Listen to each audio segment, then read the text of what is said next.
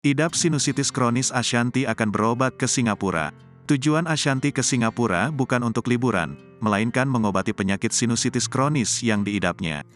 Hal tersebut disampaikan anak sambungnya, penyanyi Aurel Hermansyah.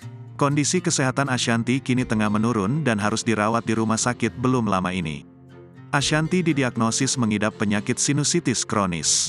Lantaran penyakit tersebut, Ashanty harus dilarikan ke rumah sakit pukul 3 pagi karena mengeluhkan flu, sesak napas, dan batuk.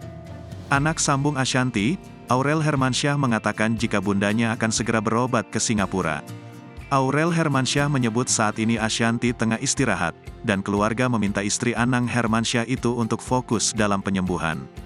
Nanti kan bunda juga mau ke Singapura mau check up juga. Jadi ya sudah biar berobat dulu, biar fokus nyembuhin dulu, kata Aurel Hermansyah, dilansir dari YouTube Seleb Oncam News, Rabu, tanggal 15 Februari tahun 2023. Kini, pihak dokter mengusahakan untuk memberikan obat-obatan untuk Ashanty.